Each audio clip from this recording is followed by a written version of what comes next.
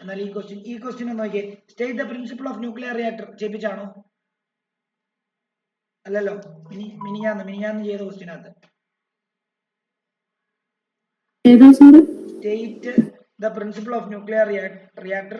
Y is high temperature required for the process of nuclear fission. ഞാൻ കഴിഞ്ഞ ദിവസം ഒരു ക്വസ്റ്റ്യൻ പേപ്പർ ഗ്രൂപ്പിൽ ഇട്ടില്ലേ, അതിന്റെയാ.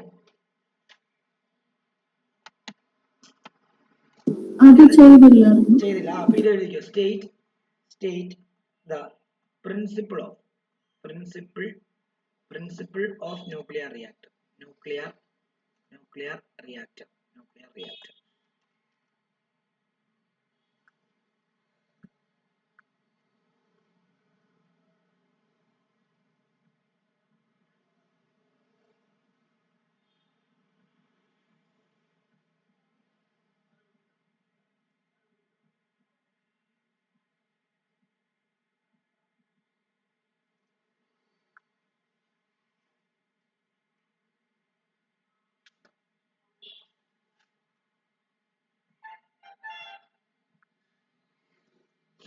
അത് ന്യൂക്ലിയർ റിയാക്ടറിന്റെ പ്രിൻസിപ്പിൾ മിഷേലിന് അറിയാവോ? മിഷേലിന്റെ ക്വസ്റ്റ്യൻ പേപ്പർ ആണ് ഇത് ചെയ്യിക്കുന്നത്.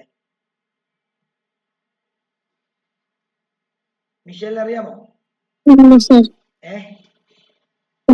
ഇല്ല. ഓക്കെ, നോക്കിയോ. ന്യൂക്ലിയർ റിയാക്ടർ ശരിക്കും പറഞ്ഞാൽ ഒരു അപ്പാരറ്റസ് ആണ്, അല്ലെങ്കിൽ ഡിവൈസ് എന്ന് പറയാം. അതെന്താണെന്ന് അറിയാമോ? ന്യൂക്ലിയർ ഫിഷൻ റിയാക്ഷൻ ക്യാരി ചെയ്തിട്ട് ഹ്യൂജ് എമൗണ്ട് ഓഫ് എനർജി ഉൽപ്പാദിപ്പിച്ചിട്ട് ആ എനർജിയിൽ നിന്നും ഇലക്ട്രിസിറ്റി ഉണ്ടാക്കുന്ന പ്രവർത്തനമാണ് ന്യൂക്ലിയർ റിയാക്ടർ ചെയ്യുന്നത്. ഓക്കെ, അപ്പം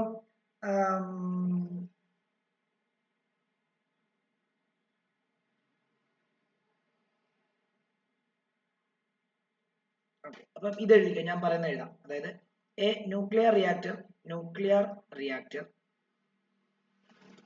is an apparatus, is a device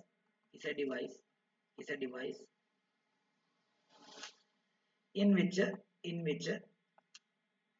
nuclear fission reaction is carried out in a controlled manner to produce energy in the form of heat,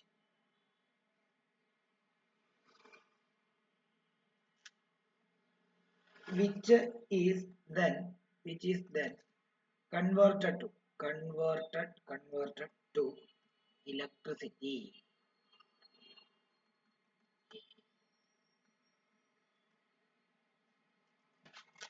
In this uranium-92-236 is used as fuel, and it is bombarded by slow neutrons to produce. ഇത് uranium 235 ആണ്, fuel 235 ആണ്. To produce uranium 92-236 which undergo fission.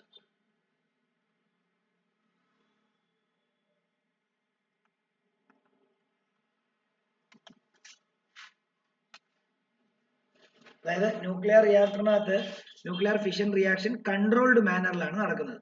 ഇപ്പൊ atom ബോംബിന്റെ ഹിരോഷിമയിൽ നാഗസാക്കിയിൽ atom bomb ഇട്ടെന്ന് പറഞ്ഞു. ആറ്റം ബോംബിൽ നടന്നത് ന്യൂക്ലിയർ ഫിഷൻ തന്നെ, പക്ഷെ അത് അൺകൺട്രോൾഡ് റിയാക്ഷനാണ്. ഒരു ന്യൂക്ലിയസ് അല്ലെങ്കിൽ റേഡിയോആക്റ്റീവ് ന്യൂക്ലിയസ് സ്പ്ലിറ്റ് ചെയ്തു, രണ്ടായി, huge amount of energy release ചെയ്തു. അതിൽ നിന്ന് രണ്ടായത് വീണ്ടും രണ്ടായി, അങ്ങനെ അത് ഫ്രാഗ്മെന്റ്സ് ആകുന്നിടത്തെല്ലാം വീണ്ടും റിപ്പീറ്റഡ് സ്ഫോടനങ്ങൾ നടക്കും.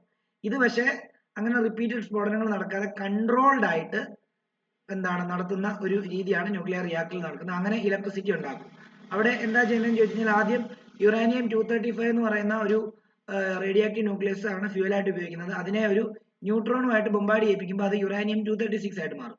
അതാണ് ക്രിപ്റ്റണും ഇത് രണ്ടായിട്ട് സ്പ്ലിറ്റ് ചെയ്യുന്നത്. അതായത് ഒന്ന് ബേരിയവും ക്രിപ്റ്റനുമായിട്ട് എന്ത് ചെയ്യുന്നത് രണ്ടായിട്ട് സ്പ്ലിറ്റ് ആവുന്നത് ഈ യുറാനിയം 236. അപ്പൊ അങ്ങനെ ന്യൂക്ലിയർ ഫിഷൻ സംഭവിക്കും, കൂടെ huge amount of energy release ചെയ്യും.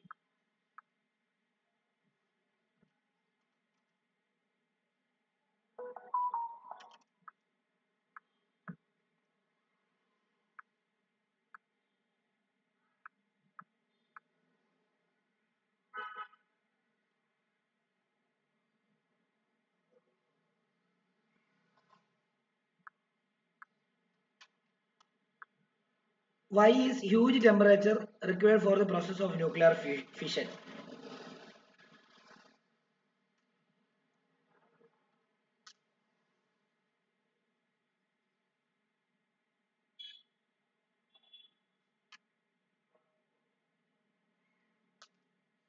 അടുത്ത ക്വസ്റ്റ്യൻ ഇതാണ്.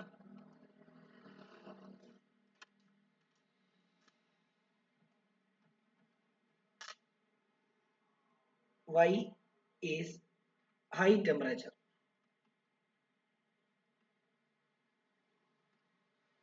required for the process of nuclear fusion ആണ്. nuclear fusion ആണ്.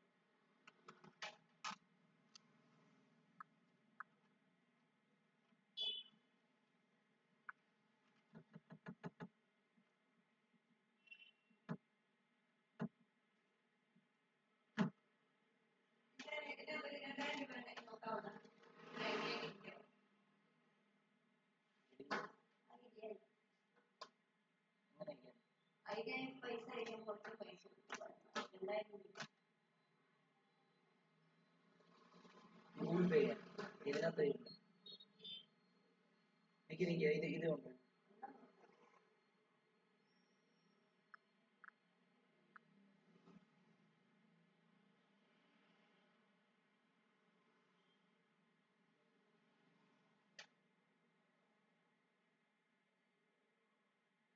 ഇത് പുള്ളിയുടെ ഈ QR കോഡ് ഉണ്ടെങ്കിൽ സ്കാൻ ചെയ്തിട്ട് കൊണ്ടുപോകും.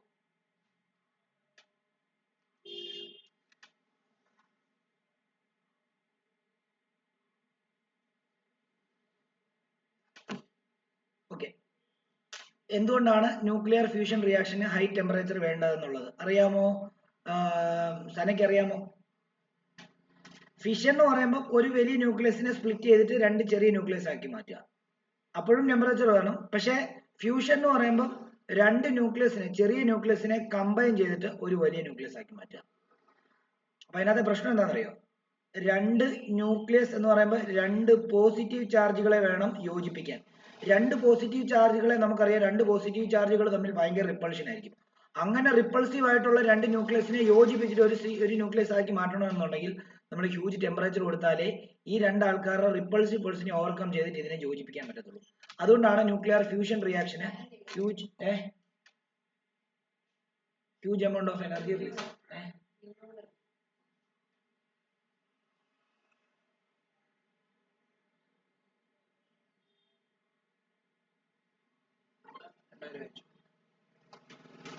ഓക്കെ, അപ്പൊ അത് ഇങ്ങനെ എഴുതേണ്ടത്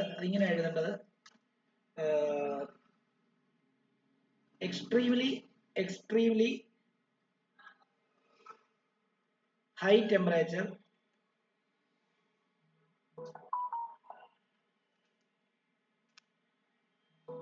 are required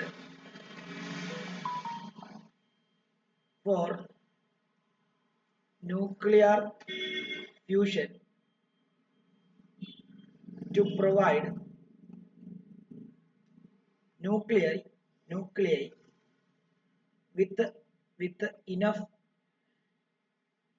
kinetic energy to overcome their powerful electrostatic repulsion.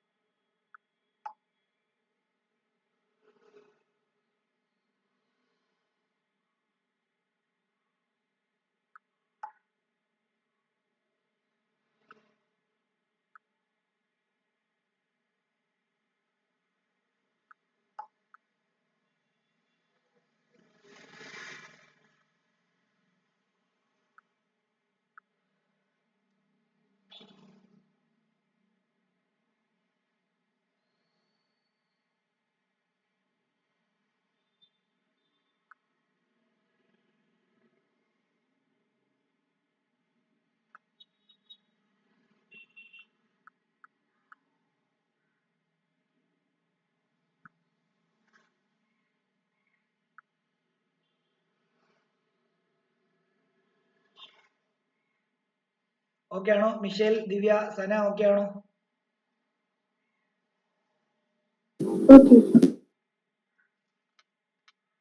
Okay, sir. Okay. അടുത്ത question. Which of the following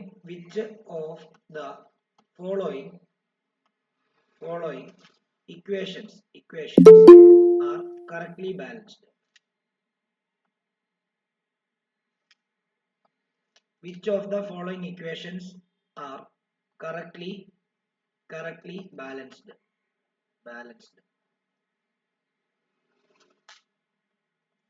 A തന്നിരിക്കുന്നത് x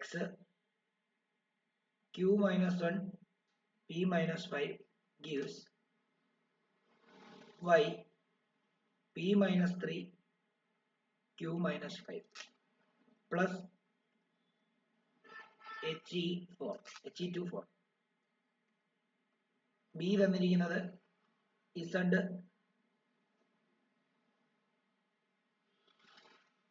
p minus 4 q minus 4 gives x p minus 5 q minus 4 plus e negative 1 0. C x p minus 5 q minus 1 gives y p minus 7 q minus 5 plus he24. അടുത്തത് D. Z p minus 7 q minus 4 gives x p minus 5 q minus 4 plus 2 into e negative 1 0. ഇതിനകത്ത് എങ്ങനെയാണ് ആരാണ് ഏത് equation ആണ് correctly balance ആയിരിക്കുന്നത്?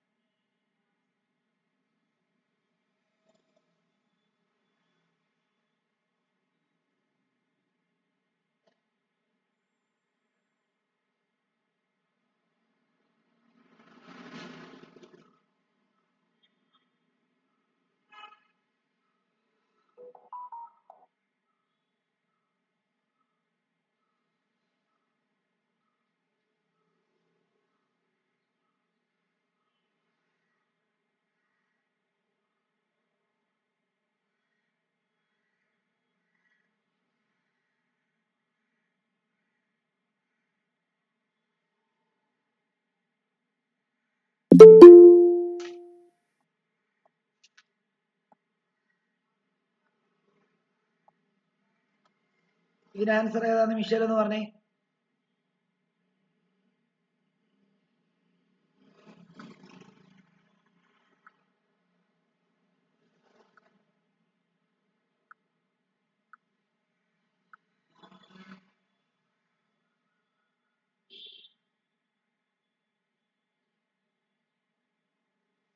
B ആണോ?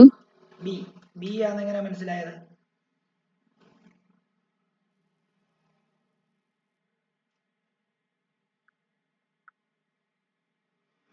Mass number change ആയില്ല. Mass number change ആയില്ല. ഓക്കെ. ആറ്റോമിക് നമ്പറിൽ +1.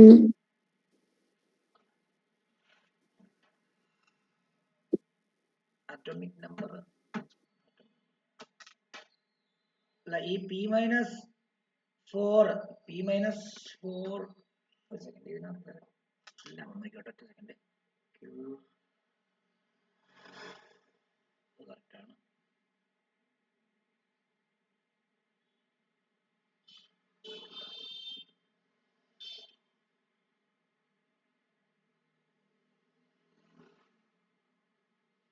നിങ്ങളെ ഇത് 7 ആണ്. ഇവിടെ ക്വസ്റ്റ്യനകത്ത് ഇത് 7 ആണ്.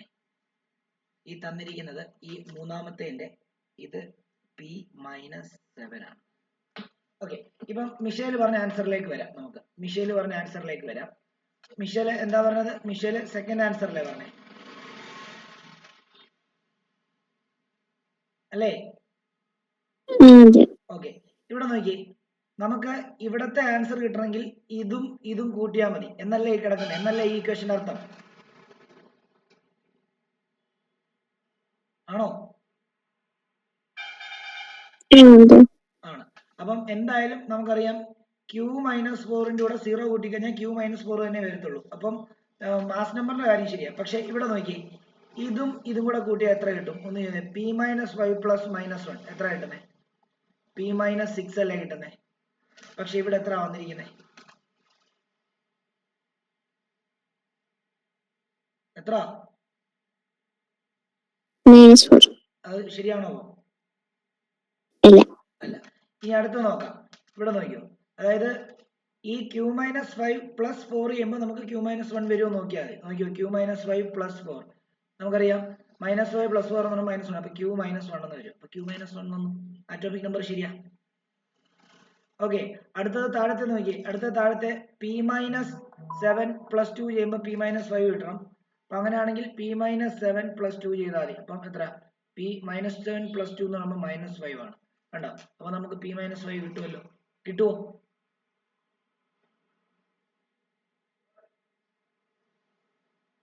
കിട്ടുമോ? അപ്പം ഇതല്ലേ അതിന്റെ കറക്റ്റ് ആൻസർ. ഇങ്ങനെ ക്വസ്റ്റ്യൻ വരുമ്പം സാധാരണഗതിയിൽ നേരെ തിരിച്ചാണ് ചോദിക്കണമെങ്കിൽ ഇത്, അപ്പൊ ഇങ്ങനെ എഴുതിയാൽ മതി. ഇത് രണ്ടെണ്ണം കൂടെ കൂട്ടിയാൽ ഇത് കിട്ടുമെന്നും ഇത് രണ്ടെണ്ണം കൂടെ കൂട്ടിയാൽ ഇത് കിട്ടുമെന്നും നോക്കിയാൽ മതി. അങ്ങനെ വരുന്ന കറക്റ്റ് ആയിട്ട് വരുന്ന ഏതാണോ അതായിരിക്കും എന്താണ് ഇതിന്റെ ആൻസർ. ഓക്കെ, അപ്പൊ ഇപ്പൊ നിലവിൽ ഇതിന്റെ ആൻസർ ഇതാന്നുള്ള കാര്യം ആലോചിക്കുക.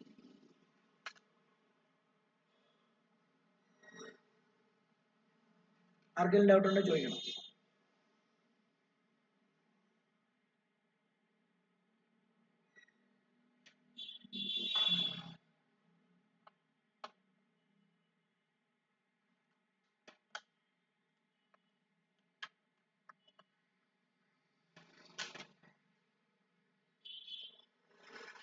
ഓക്കെ, അടുത്ത ക്വസ്റ്റ്യൻ എഴുതിക്കോളൂ. അടുത്ത ക്വസ്റ്റ്യൻ എഴുതിക്കോളൂ.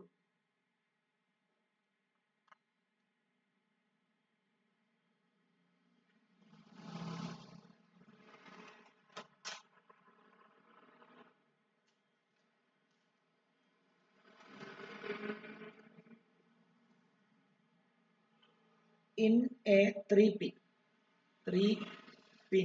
plug, ഒന്നാമത്തേത് Y is the top pin thicker.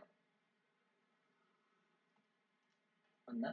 അതിന്റെ തന്നെ രണ്ടാമത്തെ ക്വസ്റ്റ്യൻ പറയുന്നത് Why are the pins splitted at the end.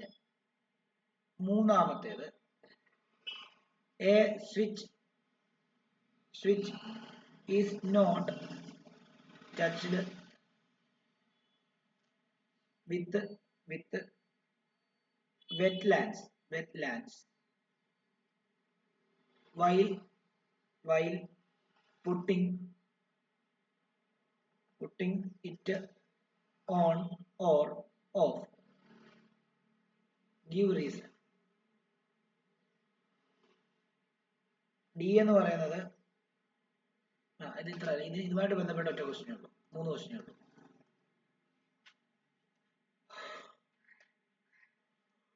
നമുക്കറിയാം പ്ലഗിനകത്തെ 3 പിന്നിൽ ഒരു പിന്ന്, മുകളിലുള്ള പിന്ന് നല്ല തിക്കറായിട്ടാണ് അത് വെച്ചിരിക്കുന്നത്. അതിന്റെ കാരണം എന്താണെന്നുള്ളതാണ് ഒന്ന്. രണ്ടാമത്തേത് ഈ എൻഡിൽ വരുമ്പോൾ ഈ പിന്നെല്ലാം സ്പ്ലിറ്റ് ചെയ്തല്ലേ കൊടുത്തിരിക്കുന്നത്, അതിന്റെ കാരണം ആണ് രണ്ടാമത്തെ ക്വസ്റ്റ്യൻ ചോദിച്ചിരിക്കുന്നത്. മൂന്നാമത്തേന്ന് പറയുമ്പോൾ switch is not touch with wet hands while putting it on or off. Give reason.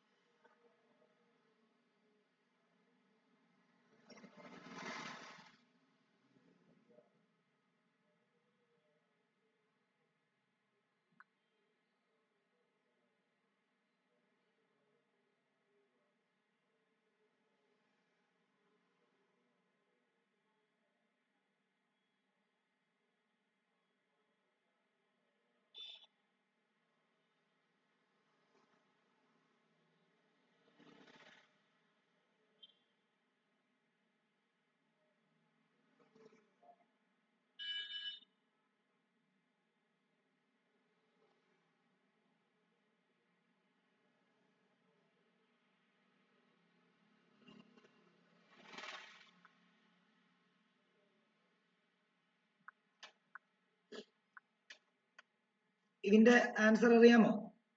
അതായത് നമുക്കറിയാം ഏറ്റവും ടോപ്പിലെ പിന്നെ തിക്കറുമാണ്, അതേപോലെ ഏറ്റവും നീളം കൂടിയതുമാണ്. അതെന്തുകൊണ്ടാണെന്നറിയാമോ?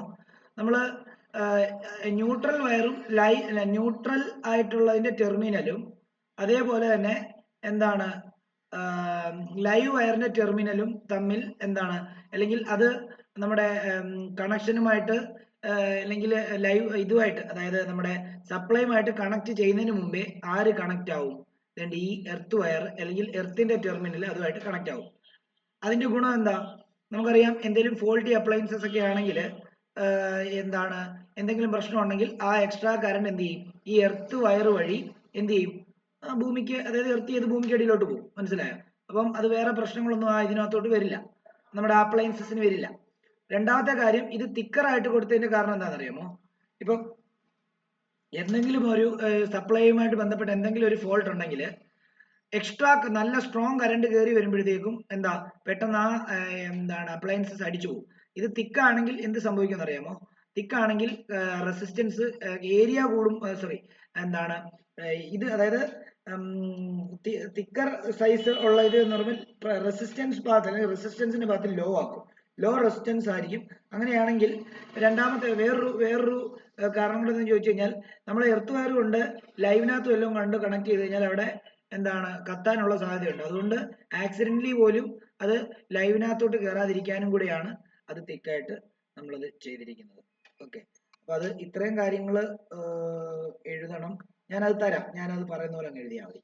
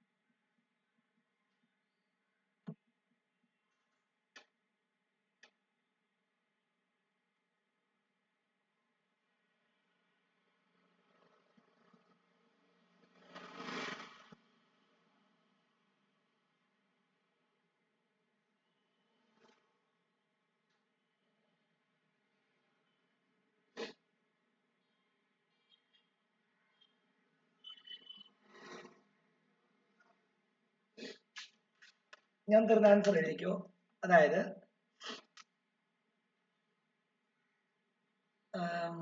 ദ എർത്ത് പിൻ, ആദ്യത്തെ തന്നെയാണ്, the earth pin is thicker. മാത്രമല്ല അത് ലോങ്ങർ കൂടെ. നമ്മളവിടെ തിക്കറിന്റെ റീസൺ മാത്രമേ ചോദിച്ചിട്ടുള്ളൂ, എന്നാലും നമ്മൾ അതിന്റെ കൂടെ ലോങ്ങറും കൂടെ അങ്ങ് എഴുതുകയാണ്. And longer than the other two. The earth pin is made long so that the earth connection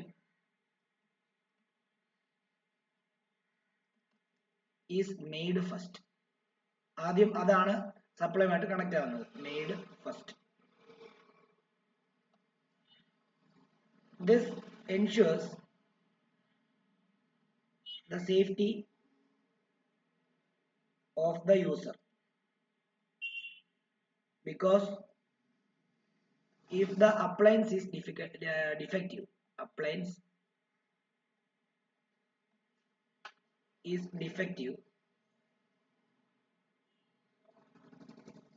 then as soon as the live pin gets connected, the current passes to the earth and the fuse blows off.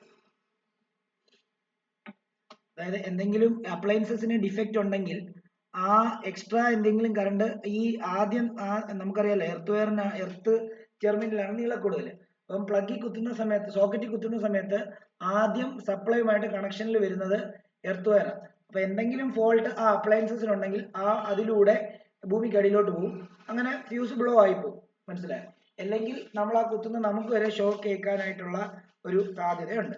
ഇനി ഇത് ലോങ്ങറിന്റെ reason ആണ്. ഇനി തിക്കറിന്റെ reason പറയുന്നത് further the pin is made thicker so that even by mistake it cannot be inserted into the hole of live or neutral connection.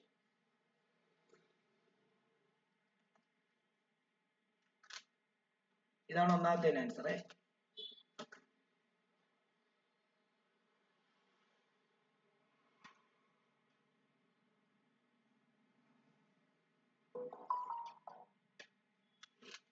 ഈ നിങ്ങൾ കണ്ടിട്ടുണ്ടോ ഈ സോക്കറ്റിന്റെ ഇതിപ്പോ ഇങ്ങനെയാണല്ലോ സോക്കറ്റ് ഇരിക്കുന്നത്, സോറി പ്ലഗിന്റെ ഇത് ഇങ്ങനെയാണല്ലോ ഇരിക്കുന്നത്, ശരിയല്ലേ? അപ്പം ഇങ്ങനെ നമ്മൾ ഇതിപ്പം എന്താണ് നമ്മുടെ ഒരു സോക്കറ്റ് ആയിട്ട് എടുക്കുവാണെങ്കിൽ ഇവിടെ ഒരു ഇത് ലൈവ്, ഇത് ന്യൂട്രല്, അതേപോലെ തന്നെ ഇത് എർത്ത് വയർ, അല്ലേ? ഇങ്ങനെ ആയിരിക്കുന്നത്. ഓക്കെ ആണല്ലോ? അങ്ങനെയാണെങ്കിൽ ഇതിന്റെ നടുക്ക് ഇങ്ങനെ സ്പ്ലിറ്റ് ആയിട്ടായിരിക്കുന്നത്, അതിന്റെ കാരണം എന്താണെന്നാണ് അടുത്ത ചോദ്യം. അതായത് എല്ലാത്തിന്റെയും നടുക്ക് ഇങ്ങനെ സ്പ്ലിറ്റ് ആയിട്ടായിരിക്കുന്നത്. ആ സ്പ്ലിറ്റ് ആയിട്ടിരിക്കാൻ കാരണം എന്താണെന്നറിയോ? സ്പ്ലിറ്റ് ആയിട്ടിരിക്കാൻ കാരണം അവിടെ ഒരു സ്പ്രിംഗ് ആക്ഷൻ വരാൻ വേണ്ടിയാണ്. സ്പ്രിംഗ് ആക്ഷൻ വരാന്ന് പറഞ്ഞാൽ സോക്കറ്റ് ടൈറ്റ് ആയിട്ടിരിക്കാൻ വേണ്ടിയാണ്. നമ്മളിങ്ങനെ ഈ പ്ലഗിനെ സോക്കറ്റിലോട്ട് കയറ്റി വെക്കുന്ന സമയത്ത് അതവിടെ ടൈറ്റ് ആയിട്ടിരിക്കണം. അപ്പൊ ഈ ഭാഗം ഇവിടം വരെ ഗ്യാപ്പാ, ഇവിടം വരെ ഇങ്ങനെ ഗ്യാപ്പാ, രണ്ട് പീസ് ആയിട്ടായിരിക്കുന്നത്. അപ്പം അത് എന്ത് ചെയ്യും? അകത്തോട്ട് വരുമ്പോൾ അത് ടൈറ്റ് ആയിട്ടിരിക്കും. അത് ജസ്റ്റ് ഒന്ന് അമങ്ങിയിട്ട് പിന്നെന്താ അതവിടെ എന്താണ് സ്പ്രിംഗ് ആക്ഷൻ പോലെ നല്ല ഫിറ്റ് ആയിട്ടിരിക്കും. അതിന് വേണ്ടിയാണ് അത് സ്പ്ലിറ്റ് ചെയ്ത് കൊടുത്തിരിക്കുന്നത്. എന്റെ ടെർമിനലിന്റെ എൻഡ്. ഓക്കെ ആണല്ലോ? അതാണ് രണ്ടാമത്തെ ആൻസർ. നിങ്ങളൊരു പ്ലഗ് എടുത്ത് നോക്കിയാൽ മതി, എല്ലാ പ്ലഗിനും കാണത്തില്ല. ഈ പവർ അപ്ലയൻസസിന്റെ ഒക്കെ പ്ലഗ് എടുത്ത് നിങ്ങൾ നോക്കി കഴിഞ്ഞാൽ ആ പ്ലഗിന്റെ ടെർമിനൽസിന്റെ എൻഡ് സ്പ്ലിറ്റ് ആയിട്ടായിരിക്കും ഇരിക്കുന്നത്. The pin are splitted at the end to provide a spring action so that they fit in the socket holes tightly.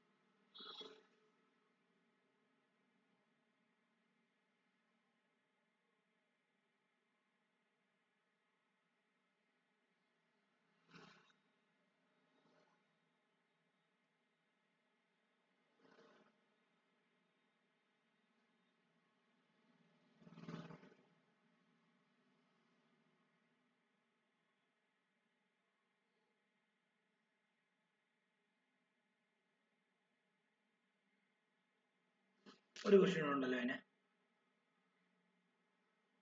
Okay, എന്താ a switch is not touched with wet hand while putting on or off. അതിന്റെ കാരണം എന്താ?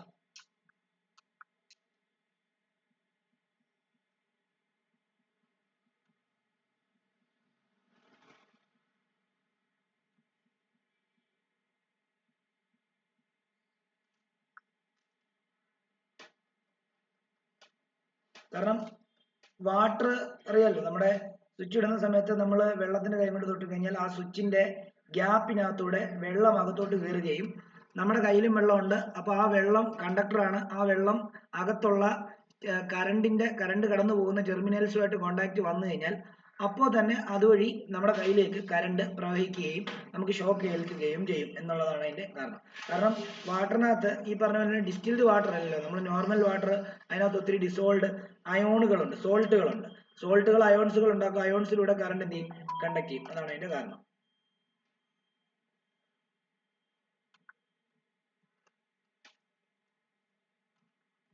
അതിന്റെ answer കൂടെ എഴുതിക്കോ. A switch should never be touched with wet hands. If water reaches the live wire, it forms a conducting layer between the hand and the live wire of the switch due to which a current passes to the hand through it, and person may get a fatal shock.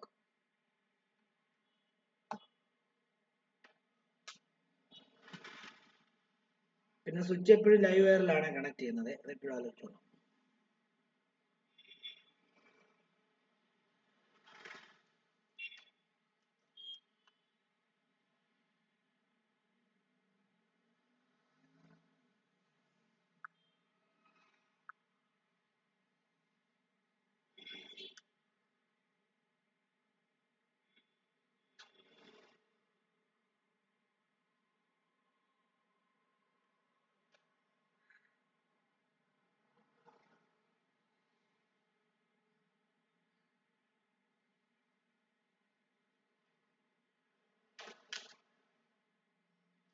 അടുത്ത question, how does the specific resistance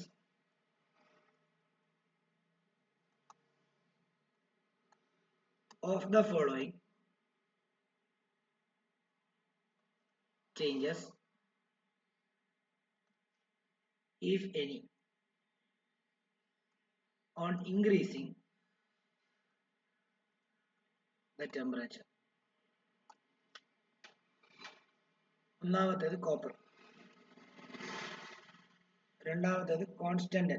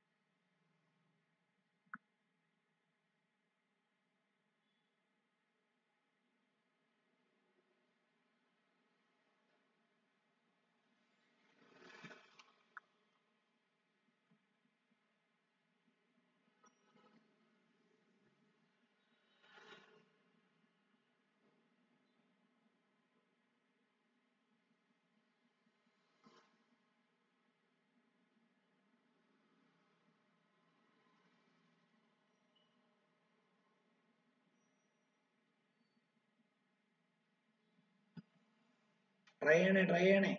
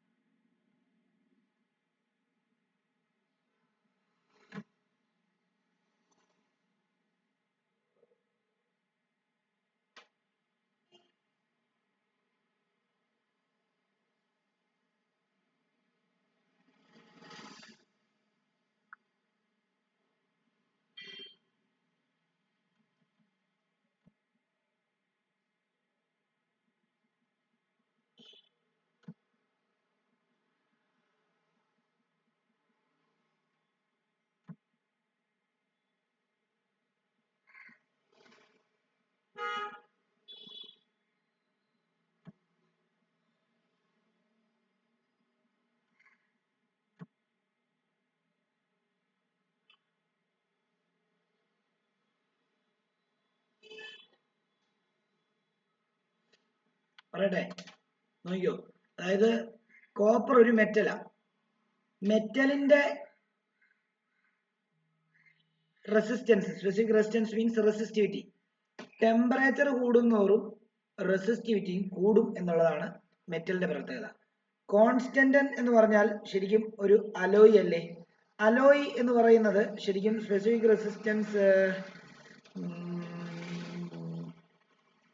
no change. അതായത് temperature കൂടിയാലും എന്താണ് specific റെസിസ്റ്റൻസിന് എന്താ ഉണ്ടാകത്തില്ല, വ്യത്യാസം വരത്തില്ല. അതാണ് അതിന്റെ റീസണേ. മെറ്റലിന്റെ എന്ത് ചെയ്യും, ടെമ്പറേച്ചർ കൂടിയാൽ റെസിസ്റ്റൻസ് കൂടും, സ്പെസിഫിക് റെസിസ്റ്റൻസ് കൂടും. അലോയുടെ ടെമ്പറേച്ചർ കൂടിയാൽ എന്താണ് സ്പെസിഫിക് റെസിസ്റ്റൻസിന് വലിയ വ്യത്യാസമൊന്നും വരത്തില്ല, റിമെയിൻസ് എന്താണ് അൺചേഞ്ച്ഡ് ആയിരിക്കും എന്നുള്ളതാണ്.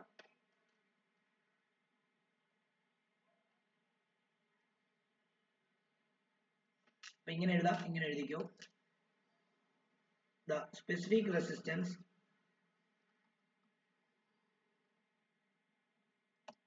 of copper increases ഞാൻ മുകളിലോട്ടുള്ള up arrow ഇടുവാണ്, increases with an increase in temperature.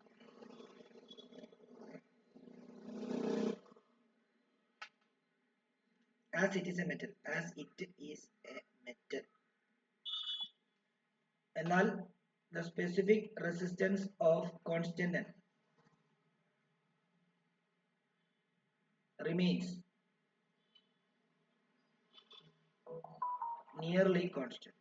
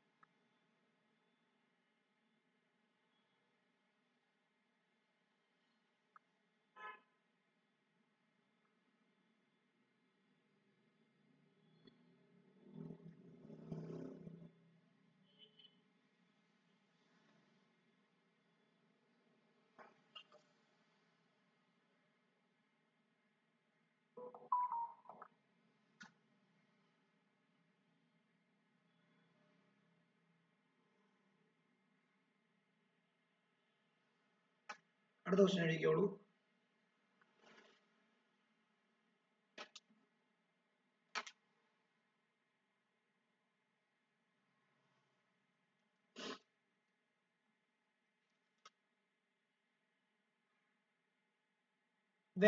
when a potential difference of 2 volt is applied potential difference of 2 volt is applied across the ends of a wire of 5 meter length. A current of 1 ampere flows through it. Flows through it. Calculate ഒന്നാമത്തേത് തന്നെയാണ് ഇത് resistivity of the wire. രണ്ടാമത്തേത് the resistance across the ends of the wire if it is doubled on itself.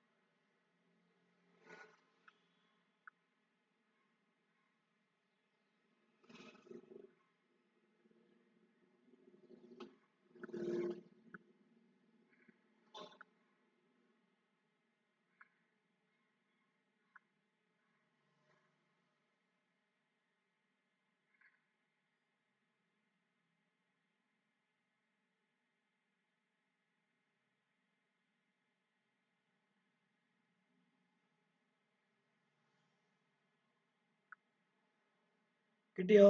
Michelle കിട്ടിയോ?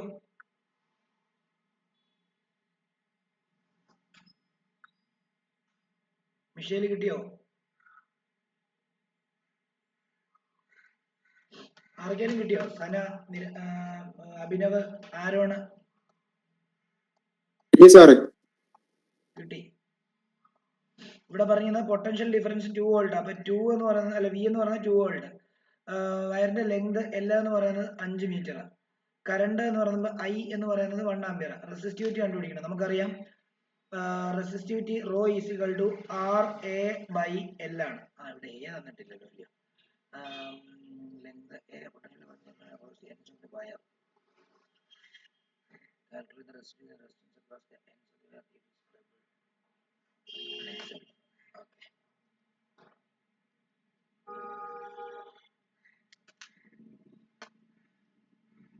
okay. Rho is equal to R A divided by L കൊടുത്തു കഴിഞ്ഞാൽ R തന്നിട്ടില്ല, A തന്നിട്ടില്ല, rho കണ്ടുപിടിക്കാം. Okay, നമുക്ക് അതിനെ നമുക്ക് വേണമെങ്കിൽ ഇങ്ങനെ ആക്കാം. ഏരിയ തന്നിട്ടില്ല ലിസത്തിന്റെ.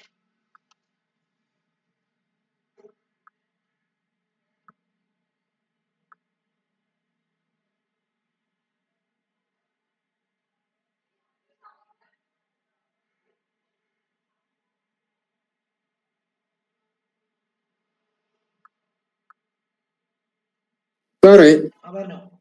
ഇതിന് ക്രോസ് സെക്ഷൻ ഇല്ലേ? ക്രോസ് സെക്ഷൻ ഇല്ലേ? അല്ല, അതാ നോക്കട്ടെ. ഒരു സെക്കൻഡ്, ക്വസ്റ്റ്യൻ ഒന്ന് അവിടെ നോക്കട്ടെ. പിന്നെ കിട്ടിയെന്ന് പറഞ്ഞേ. അതെനിക്ക് സെക്കൻഡ് 2 into ഓം ബൈ അങ്ങനെ കിട്ടിയേക്കുന്നത്.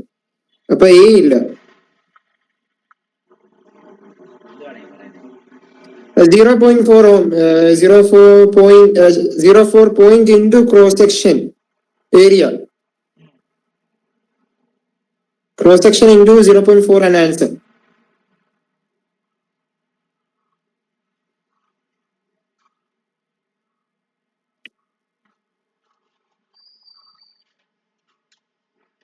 എനിക്ക് ഒരൊറ്റ സെക്കൻഡ് ക്വസ്റ്റ്യൻ നോക്കട്ടെ.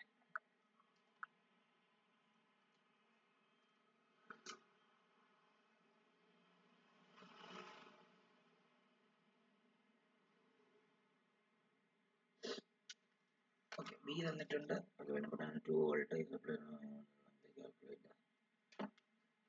Resistance resistivity.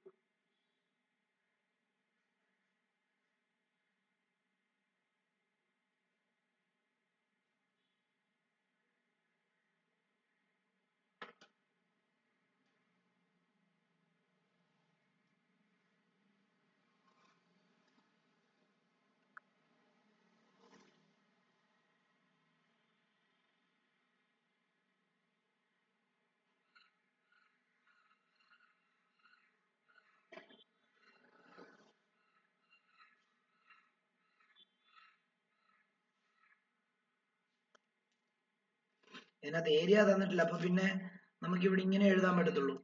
2/5 into area. Area തന്നിട്ടില്ലല്ലോ. മാത്രമല്ല ഈ ക്വസ്റ്റ്യൻ റെസിസ്റ്റിവിറ്റി എന്നാണ്. ശരിക്കും റെസിസ്റ്റൻസ് പെർ യൂണിറ്റ് ലെങ്ത് എന്നുള്ളതാണ് ക്വസ്റ്റ്യൻ വരേണ്ടിയിരുന്നത്. പക്ഷെ ഇവിടെ റെസിസ്റ്റിവിറ്റി ഓഫ് ദ വയർ എന്ന് പറഞ്ഞാൽ ചോദിച്ചിരിക്കുന്നത്. രണ്ടാമത്തേത് ഒന്നുമില്ല. എന്താ ഡബിൾ ചെയ്യുമ്പോഴത്തേക്കും എന്താ സംഭവിക്കുന്നത്? ലെങ്ത് ഡബിൾ ചെയ്യുമ്പോൾ റെസിസ്റ്റൻസും എന്ത് ചെയ്യും, റെസിസ്റ്റൻസും ഡബിൾ ആവുന്നുള്ളതാണ്. നമുക്ക് വേണമെങ്കിൽ ഇങ്ങനെ ചെയ്യാം, അതായത് ഇങ്ങനെ ചെയ്യാം. അതായത് ലെങ്ത് എന്താ, ലെങ്ത് ഡബിൾ ആവും 10 ആവും. ലെങ്ത് എത്രയായിരുന്നു, 5 അല്ലായിരുന്നോ, 5 മീറ്റർ ലെങ്ത് ആണ്, അത് 10 ആയി. അങ്ങനെയാണെങ്കിൽ ആ സമയത്ത് എന്ത് കണ്ടുപിടിക്കണം എന്നാ പറഞ്ഞിരിക്കുന്നത്, ആ സമയത്ത് റെസിസ്റ്റൻസ് കണ്ടുപിടിക്കണം എന്നാ പറഞ്ഞത്. അപ്പൊ ആർ ഈസ് ഈക്വൽ ടു എന്താ, R is equal to rho L by A ആണ്. ഓൾറെഡി നമുക്ക് റെസിസ്റ്റിവിറ്റി ഇങ്ങനെ കിട്ടിയിട്ടുണ്ട്, R is equal to resistivity 2/5 into A into length 10 ആണ്, ഡിവൈഡഡ് ബൈ എത്രയാണ്, ഏരിയ. ഈ ഏരിയ പോകുന്നു. അങ്ങനെയാണെങ്കിൽ ആർ ഈസ് ഈക്വൽ ടു, അല്ല അതിനകത്ത് വേറൊരു കാര്യം കൂടെ ഉണ്ട്, ലെങ്ത് കൂടുമ്പോൾ ഏരിയ ഹാഫ് ആവും. അപ്പം പുതിയ ഏരിയ എന്ന് പറയുന്നത് a/2 ആണ്. അപ്പൊ 2 മോളിൽ പോകും, ആർ ഈസ് ഈക്വൽ ടു, ഇത് രണ്ടും കട്ട് ചെയ്താൽ 2 ഇൻറ്റു 4 4 ഇൻറ്റു 2 8 ഓം വരും.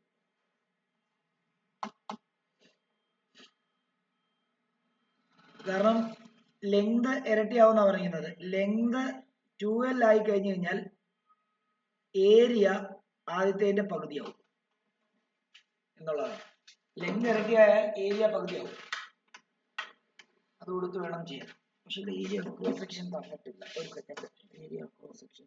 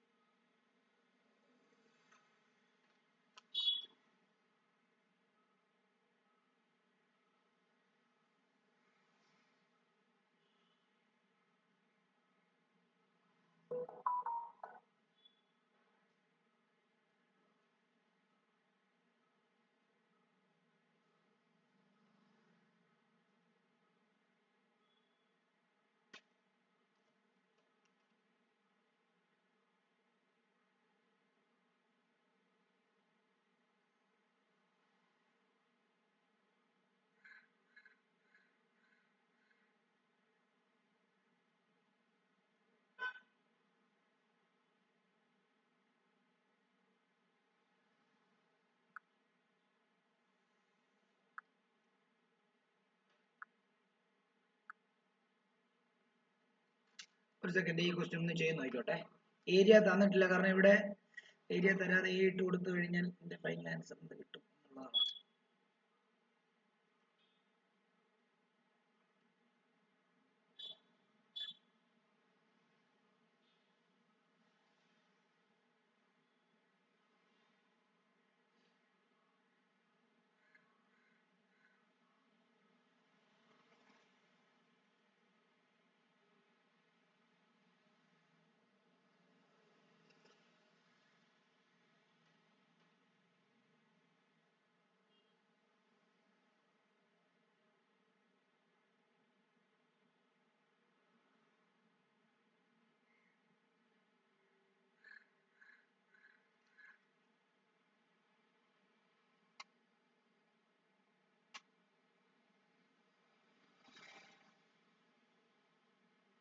ആൻസർ ഇത് തന്നെയാണ്, നമുക്ക് ഇത് തന്നെ കിട്ടുന്നത്. അതായത് ആദ്യത്തെ ആൻസർ ഏരിയ തന്നിട്ടില്ലാത്തതുകൊണ്ട് ആ ഏരിയ എന്ന് തന്നെ കൊടുക്കണം. അപ്പൊ റെസിസ്റ്റിവിറ്റി എന്ന് പറയുമ്പോൾ എന്താ, 2/5 ഇൻറ്റു എ, അത്രയും ഓം ആയിരിക്കും റെസിസ്റ്റിവിറ്റി.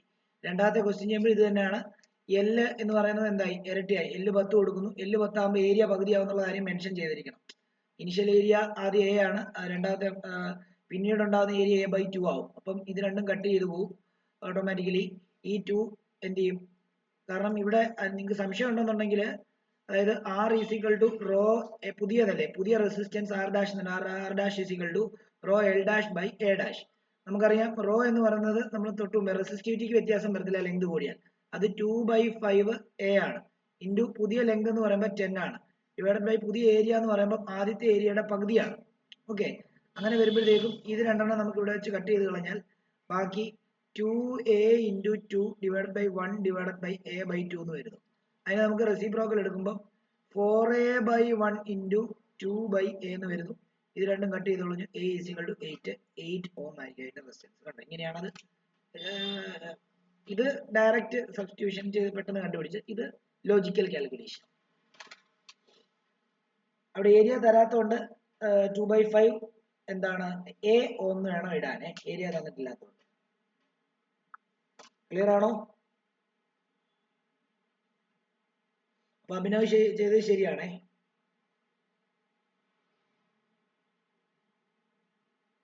രണ്ടാമത്തെ ലെങ്തിന് 10 കൊടുക്കുന്ന സമയത്ത് ഏരിയ പകുതിയാക്കാൻ ഓർക്കല്ലേ കേട്ടോ, മറന്നു പോകല്ലേ കേട്ടോ.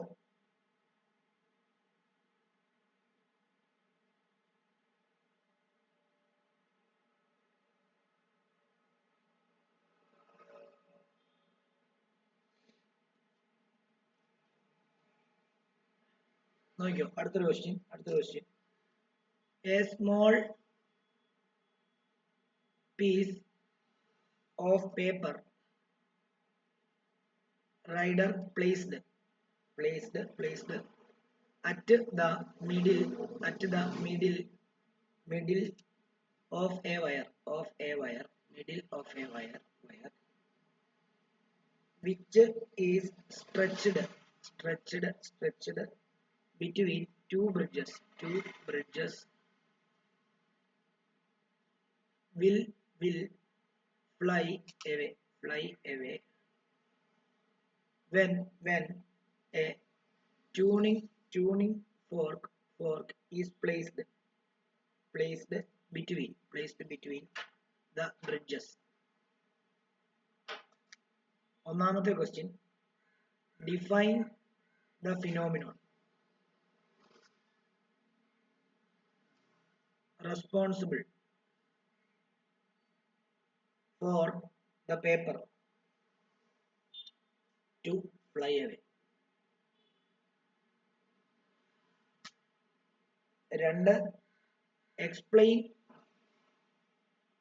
why does the paper fly. 3, suggest a way to avoid the occurrence of the phenomenon. ഒന്ന് ആലോചിച്ചേ.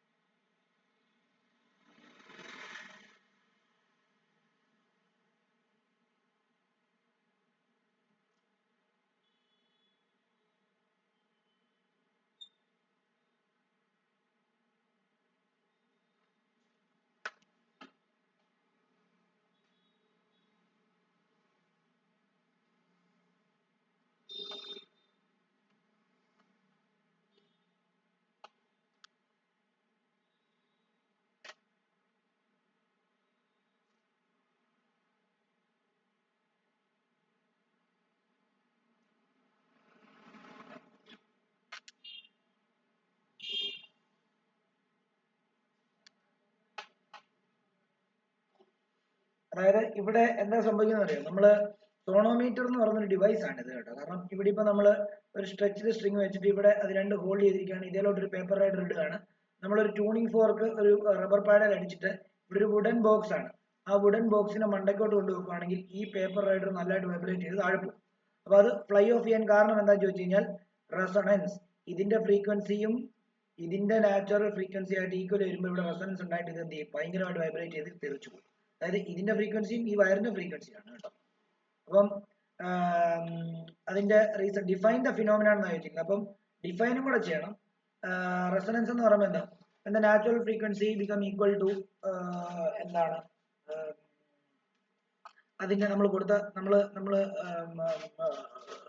കൊടുക്കുന്ന ഫ്രീക്വൻസി ആയിട്ടും അതിന്റെ നാച്ചുറൽ ഫ്രീക്വൻസി ഈക്വൽ ആയി കഴിഞ്ഞ് കഴിഞ്ഞാൽ അത് വലിയ ആംപ്ലിറ്റ്യൂഡിൽ വൈബ്രേറ്റ് ചെയ്യുന്നതിനെയാണ് നമ്മൾ എന്ത് പറയുന്നത്, റെസൊണൻസ് എന്ന് പറയുന്നത്. ഓക്കെ, അപ്പം define the phenomenon responsible for the paper two fly എന്ന് പറയുമ്പോൾ റെസൊണൻസ്. അത് അതിന്റെ ഡെഫിനിഷൻ എഴുതുക, റെസൊണൻസിന്റെ ഡെഫിനിഷൻ എഴുതുക. Explain why does the paper fly, എന്തുകൊണ്ടാ ഫ്ലൈ ആവുന്നത്? Natural frequency of the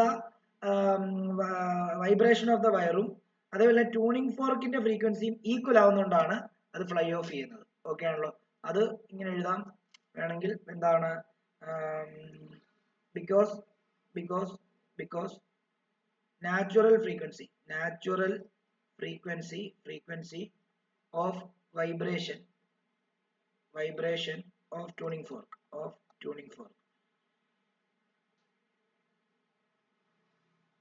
matches the frequency vibration of tuning fork matches the vibration of wire matches with the frequency of vibration of wire matches with the frequency of the tuning fork.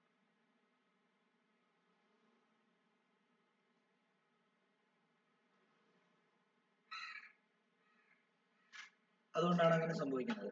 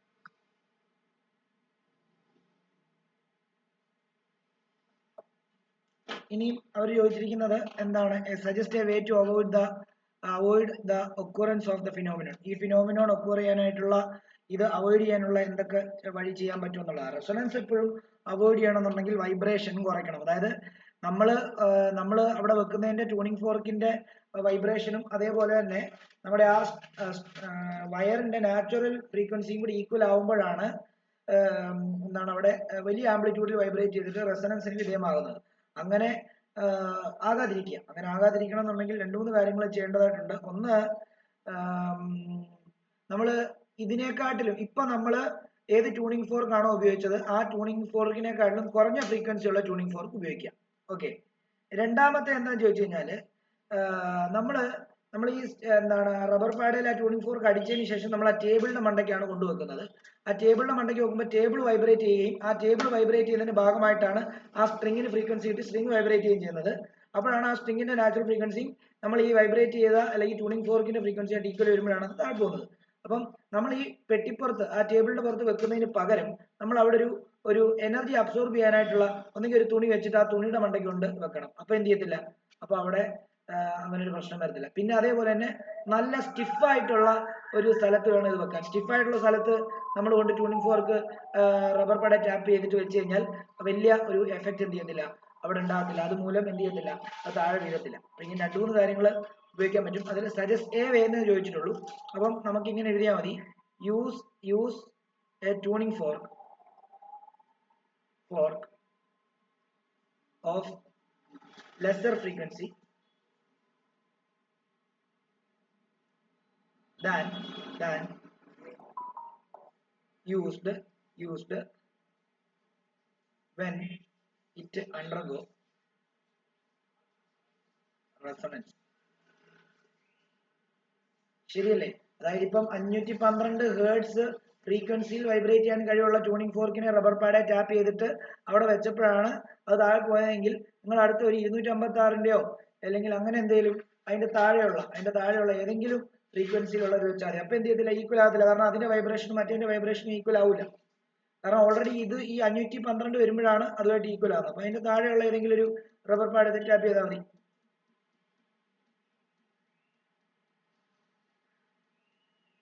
Michel എന്ത് reason എഴുതിയത് പരീക്ഷയ്ക്ക്? മിഷേലെ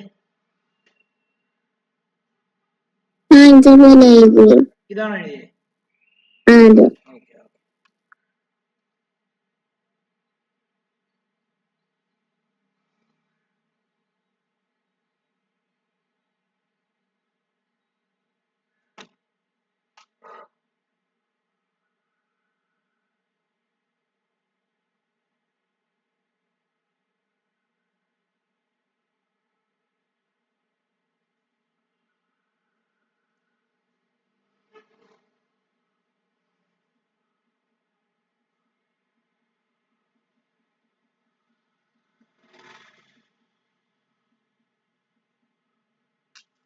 ഒരു question എഴുതിക്കോ, ഒറ്റ question എഴുതിക്കോ.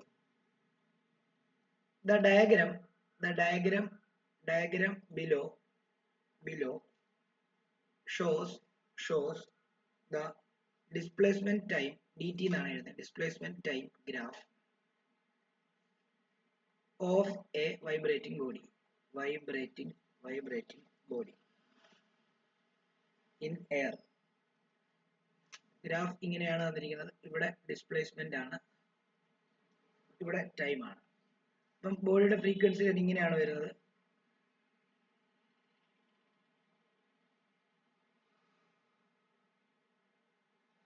ഇങ്ങനെ വരുന്നത്. Okay. ഒന്നാമത്തെ ചോദ്യം ചോദിച്ചിരിക്കുന്നത് name the kind of vibration. ഇത് വൈബ്രേഷന്റെ ഫ്രീക്വൻസി അതിന്റെ ആംപ്ലിറ്റ്യൂഡ് കുറഞ്ഞു വരുന്നുണ്ട്. അതിനെ ഡാമ്പിംഗ് വൈബ്രേഷൻ എന്ന് പറയാം.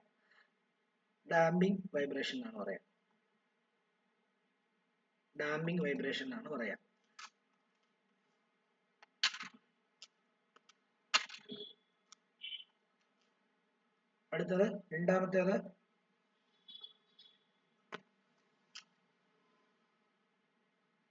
why is the amplitude of vibration decreasing? Why is the amplitude of vibration decreasing?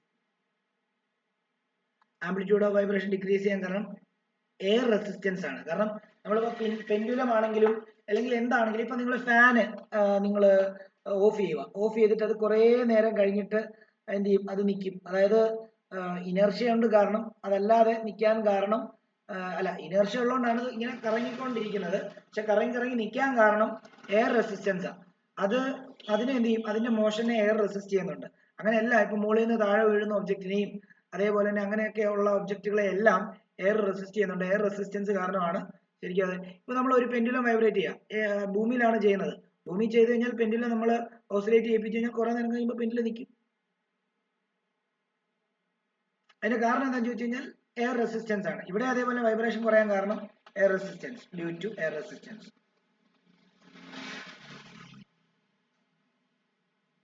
എന്തുവാ മിഷേൽ എഴുതിയത് പരീക്ഷയ്ക്ക്?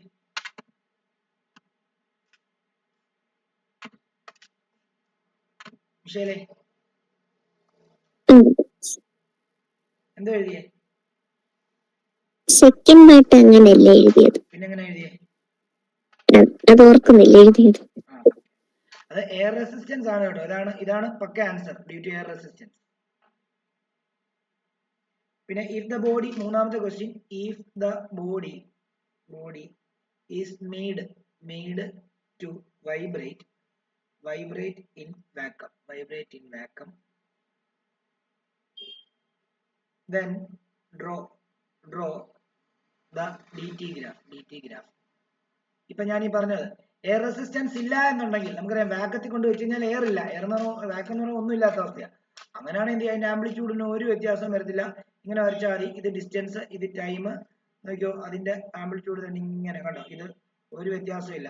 ആദ്യത്തെ വൈബ്രേഷൻ എത്ര ആംപ്ലിറ്റ്യൂഡ് ഉണ്ടോ അത്ര ആംപ്ലിറ്റ്യൂഡിൽ തന്നെ ഇത് എത്ര കാലം വേണമെങ്കിലും അതായത് ചന്ദ്രനെ കൊണ്ടുപോയിട്ട് നിങ്ങൾ എന്ത് ചെയ്യുക, നിങ്ങളൊരു ഒരു പെൻഡിലം കൊണ്ടുപോയിട്ട് അവിടെ വൈബ്രേറ്റ് ചെയ്തുകൊണ്ടിരുന്നു കഴിഞ്ഞാൽ ഒരു 50 വർഷം കഴിഞ്ഞ് നിങ്ങൾ പോയി നോക്കിയാലും ആ ചന്ദ്രനിൽ ആ പെൻഡിലം വൈബ്രേറ്റ് ചെയ്തുകൊണ്ട് ഓസിലേറ്റ് ചെയ്തുകൊണ്ടേ ഇരിക്കും നിങ്ങൾക്ക് കാണാൻ പറ്റും. കാരണം ചന്ദ്രനിൽ അറ്റ്മോസ്ഫിയർ ഇല്ല.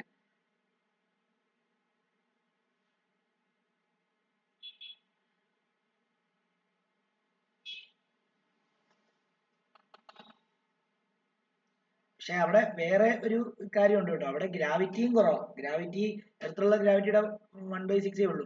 പറന്ന് നടക്കും. പക്ഷെ നമുക്ക് ഈ പറഞ്ഞ പോലെ തന്നെ സ്പേസ് സ്റ്റേഷന്റെ അകത്ത് നമ്മൾ പോയിട്ട് ഈ ഒരു എക്സ്പെരിമെന്റ് ചെയ്ത് നോക്കുക. അവിടെ സ്പേസ് സ്റ്റേഷൻ ഉണ്ടല്ലോ, അതിനകത്ത് കൊണ്ടുപോയിട്ട് നമ്മൾ ഈ എക്സ്പെരിമെന്റ് ചെയ്ത് നോക്കി കഴിഞ്ഞ് കഴിഞ്ഞാൽ അത് ഇങ്ങനെ ഓസിലേറ്റ് ചെയ്തുകൊണ്ടേ ഇരിക്കത്തില്ല. കാരണം അവിടെ എന്തില്ല, അവിടെ മീഡിയം ഇല്ല, എയർ റെസിസ്റ്റ് ചെയ്യാൻ എയർ ഇല്ല, വാക്വമാണ്.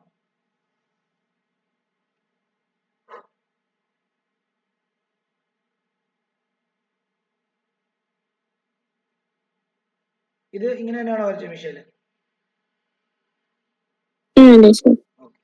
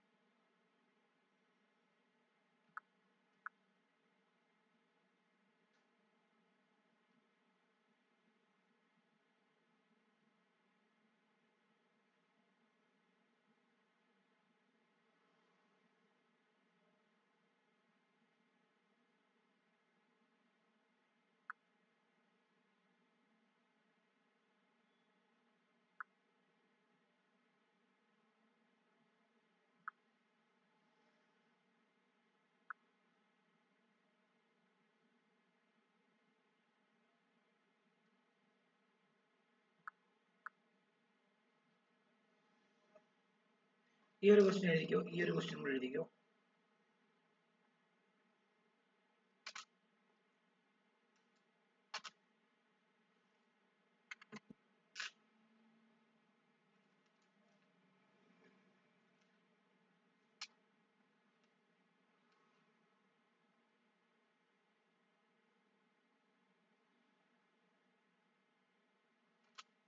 Two students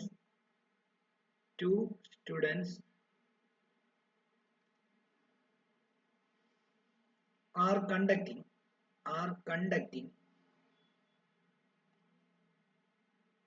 experiments with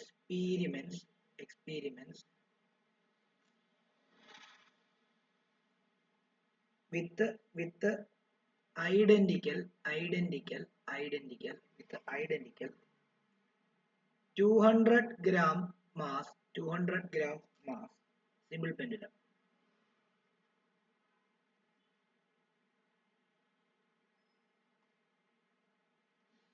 comma each raising the bob to the same height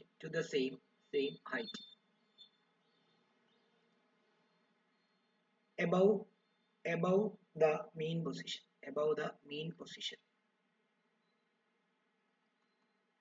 The graph shows the relationship between the distance from the mean position and velocities.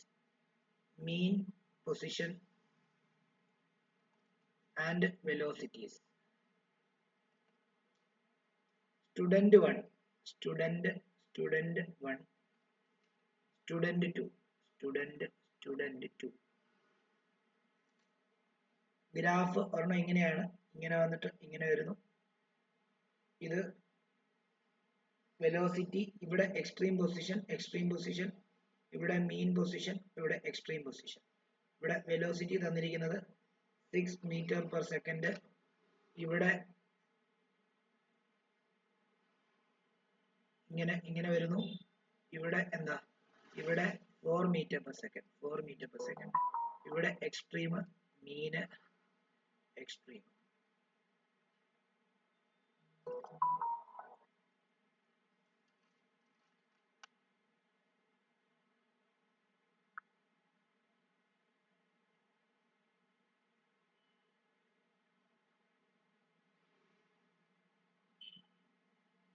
Question ചോദിച്ചിരിക്കുന്നത് ഇങ്ങനെയാണ്: calculate the height to which the bob is raised if the path followed by student 1. ഒന്നാമത്തേത്. രണ്ടാമത്തെ question എന്ന് പറയുന്നത്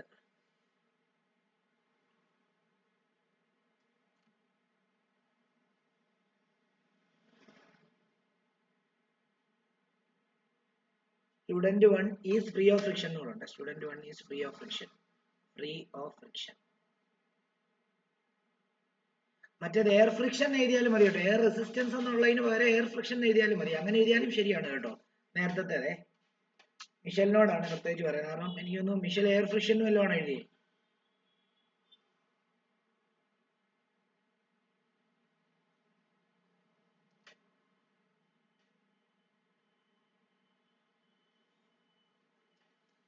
അടുത്ത question, ഇതിന്റെ തന്നെ അടുത്ത question: does the situation involving student 2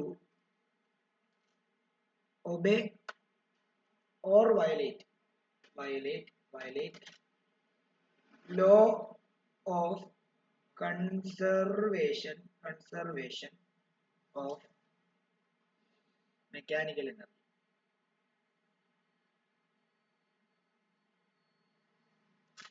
മൂന്നാമത്തേത്: show proper calculation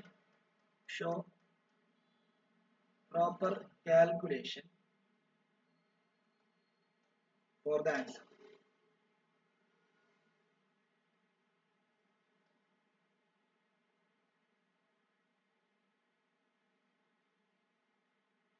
in part 2 ഈ രണ്ടാമത്തെ പാർട്ടിലെ ആൻസറിന് ഒരു പ്രോപ്പർ കാൽക്കുലേഷൻ കാണിക്കാനാണ് പറയുന്നത്.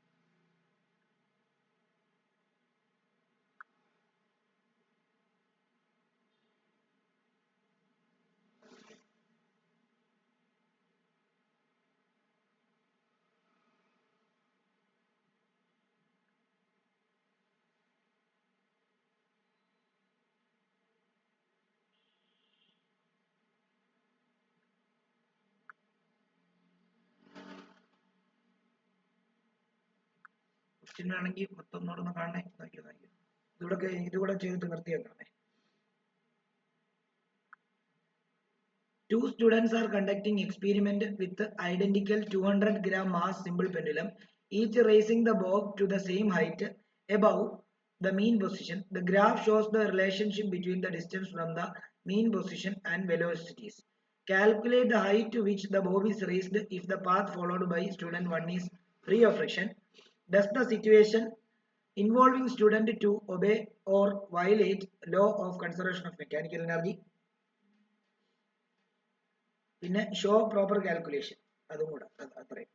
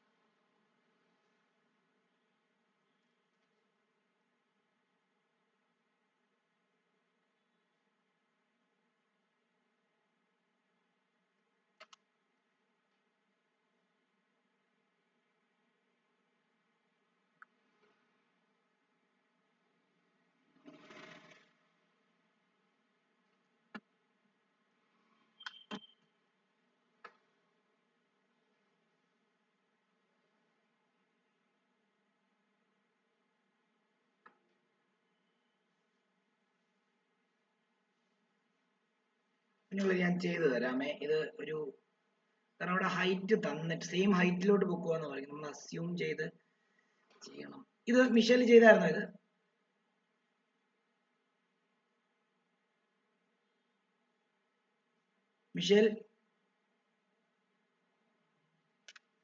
മിഷേൽ കേൾക്കാമോ? Michelle okay. ഇത് ഈ ക്വസ്റ്റ്യൻ ഞാൻ ചെയ്തു തരാമേ. ഈ ക്വസ്റ്റ്യൻ അവിടെ നിൽക്കട്ടെ. നിങ്ങൾക്ക് ചെയ്യാൻ പറ്റുമെങ്കിൽ നിങ്ങൾ ചെയ്യ്, അല്ല ഞാൻ ചെയ്തു തരാം കേട്ടോ. ഇങ്ങനെ നിൽക്കട്ടെ ഇന്നത്തെ ക്ലാസ്സേ.